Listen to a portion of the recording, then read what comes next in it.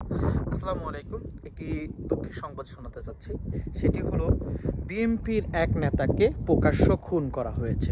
প্রকাশ্য কারা খুন করেছে প্রশ্ন এটা থাকতে পারে।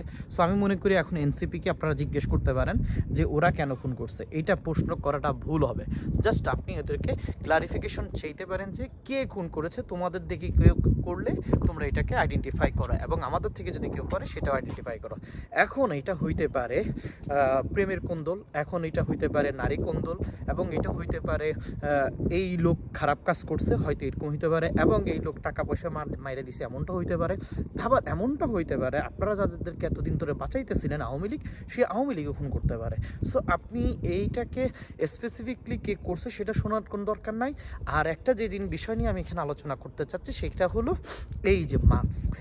আজকে তো কোভিডের সময় যদি মানুষকে বলা হইতো মাস্ক পরেন, তাহলে মানুষ মাস্ক পরতো না। হ্যাঁ, আর এখন মানুষকে বলা হচ্ছে যে তোমরা মাস্ক পরো না, কিন্তু তারা পরবে।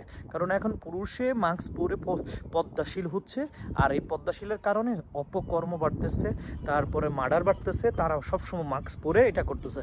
সো আমি মনে করি বর্তমানে মাস্ক একমাত্র এমন একটি দোকানে থাকবে বা এমন জায়গায় থাকবে যে জায়গা থেকে শুধু মানুষে মাস্ক পরবে রুগী দেখতে চাইতে, কিন্তু বাকি কোনো সময় কেউ মাস্ক পরতে পারবে না। আর রুগীরা মাস্ক পরবে এটা অ্যালাউ আছে। কারণ এই মাস্কের কারণে কিন্তু অনেক বেশি মানুষ মারা যাচ্ছে।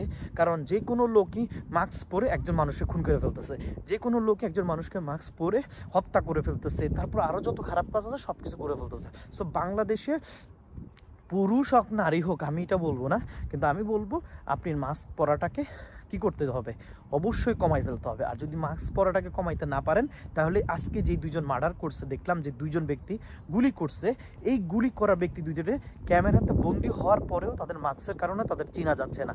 এখন এটা আপনি কতদিন পর আইডেন্টিফাই করবেন? এই মানুষটা তো মরে গেল, তার ফ্যামিলির একজন লোক চলে গেল, আপনি মাস্ক পরার কারণে এই লোকটাকে আইডেন্টিফাই করতে আপনাকে অনেকটা সময় লাগবে। যদি আপনি দ্রুত ধরতে পারেন, তারপরও একটা জিনিস মনে রাখবেন যে এই লোকটাকে স্পেসিফিকলি আইডেন্টিফাই করাটা টাফ হয়ে যাবে আপনার কাছে। সো আমার কাছে মনে হয় you have to work for something. And বাংলাদেশে আমি মনে করি একমাত্র হসপিটাল ছাড়া, রুগীর বাসা ছাড়া আর কোথাও কেউ মাস্ক পরে হাঁটতে পারবে না। এটি খুবই গুরুত্বপূর্ণ একটি বিষয় নিয়ে আলোচনা করেছি।